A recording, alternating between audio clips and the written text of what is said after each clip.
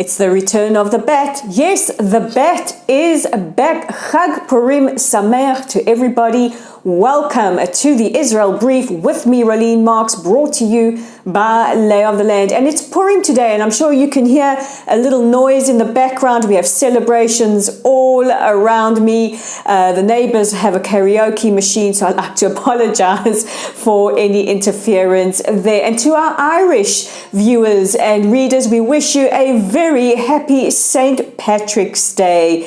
But a reminder that this is the Israel Brief, where you get your top headlines from Israel every Monday to Thursday. And you can find them on our website at www.layoftheland.online, our Facebook page at Lottel's site, our YouTube channel at the Israel Brief. Click on that big red subscribe button. You know you want to. And we're on Twitter at Lay of the Land 5. So before I run off to join in the Purim celebrations, let's take a look at those top stories. And we begin with updates from Ukraine and at least the Israeli side of things. Now, there has been a very good article published in the Financial Times. This is a British publication talking about how Prime Minister Bennett is taking the lead in mediation efforts. Now, Israel's not the sole country that's mediating. We know that German Chancellor Scholz is also making mediation efforts. We know that Turkey's President Erdogan is also part of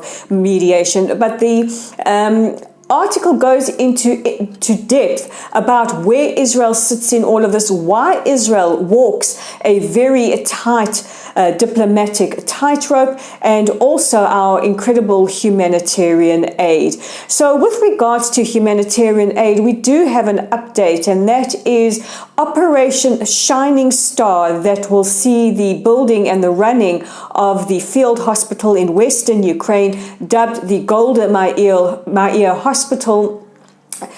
All the medical equipment, the aid, 16 tons of it, has left Israel within the last hour or so and is en route to Ukraine. This is really, truly exceptional, and is just one of the major humanitarian efforts put forward by the state of Israel. Israel is also continuing to receive refugees from Ukraine, and earlier today, our President Isaac Herzog met with Jewish Ukrainians who had made Aliyah.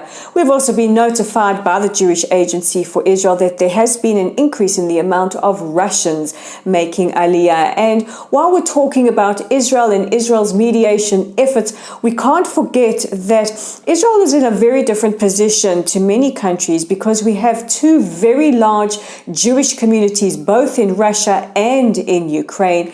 And in Israel, we also have big Ukrainian and big Russian communities. So there are all these variables to take into account, not just the fact that we literally have the Russian military on our border as they control the Syrian airspace, and we have to communicate with them. Our officers here communicate with their Russian counterparts every time Israel wants to strike Iranian targets. We wouldn't want to strike any of the Russian military and spark a conflagration here as well.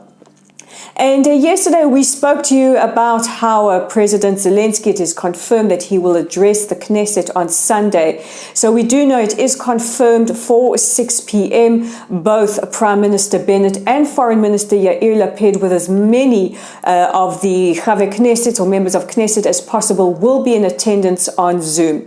The Knesset is not sitting in session at the moment, so this will be taking place via Zoom, but Tel Aviv Mayor Ron Huldai has said that he will broadcast President Zelensky's speech on a big screen outside the Habima Theatre for members of the public to watch. Now, yesterday, President Zelensky addressed U.S. Congress.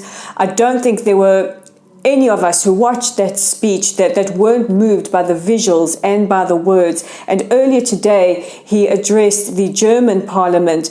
And President Zelensky tailors his speeches very well to suit the audience that he is speaking to.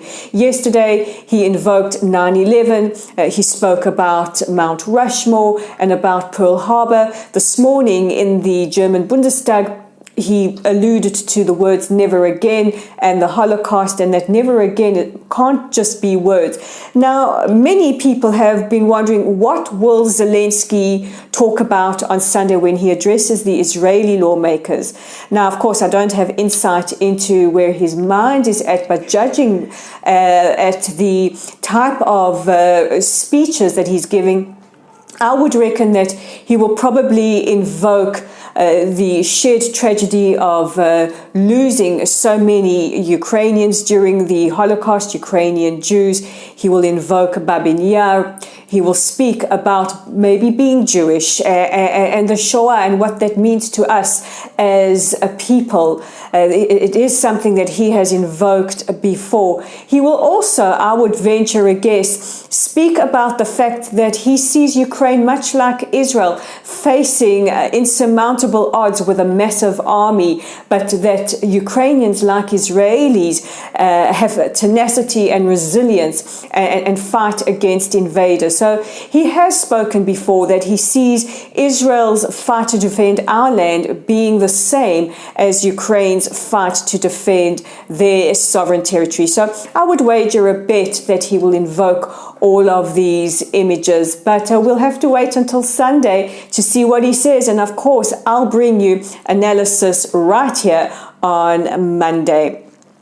Now, while we're talking about publications that have published information about Israel, we now go to Axios, which is fast becoming one of the most widespread and widely read publications online. Now, in an op-ed published there last night, it was broadcast, or published rather, that the United States might be mulling taking the Iranian Revolutionary Guard off its terror list. Now, Mike Pence, the former vice president, was in Israel. He did say to Israeli officials that this had kind of been discussed. You know, what do they feel about it? The White House has said that this did come up for discussion, but has been discarded. Now, we know that Washington wants to re-enter some kind of nuclear treaty similar to the 2015 one.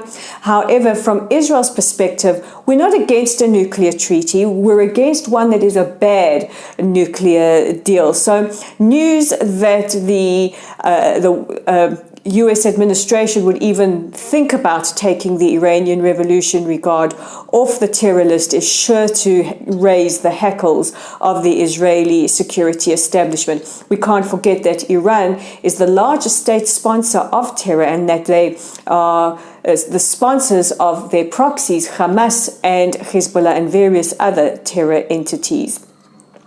It was also mentioned in that article that Secretary of State Blinken will visit Israel and the West Bank next week. On the subject of the West Bank, the IDF announced yesterday that for the first time in 5 years, they won't be closing off West Bank crossings into Israel for the festival of Purim, which we are celebrating until sunset tonight. Meanwhile, earlier today, the IDF announced that they had caught 3 infiltrators coming in from the Gaza Strip armed with knives and flammable liquid. The 3 infiltrators were arrested and taken for questioning.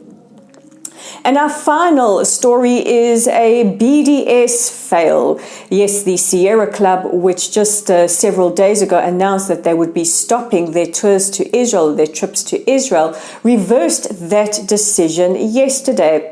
Now, the Sierra Club are a tour group that sent off environmentally friendly tours to Israel, and we're better to learn about diversity and what sheer brains and know-how and startup innovation is doing to combat climate change than in Israel.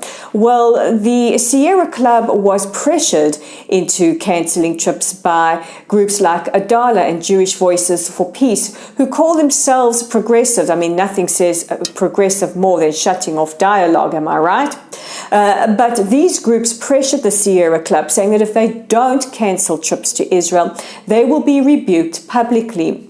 Now, an organization like the Simon Wiesenthal Center, in fact, it was the Simon Wiesenthal Center, and various others also appealed to the Sierra Club, saying, this is the situation on the ground, this is how these groups work, and gave them more information about exactly who BDS and their supporters are. And yesterday, in a stunning reversal, the Sierra Club said, they were hasty in their decision. They realized their decision sparked a lot of anger and frustration and a lot of hurt, and that they did not take into account various other stakeholders. In other words, they didn't take into account the voices of the majority of American Jews who do support the state of Israel, and that shortly they will be announcing their trips to Israel. And I can't think of a better way to end this week's broadcast than with an epic BDS fail. Meanwhile, all that remains is for me to wish you a safe and healthy rest of your week, a wonderful weekend. Chag Purim Sameach. Happy St. Patrick's Day. I know many people will be nursing hangovers tomorrow, and all that remains from our team to all of you is to say Shabbat Shalom. We will see you next week. I'm Rolene Marks, and this is the Israel Brief.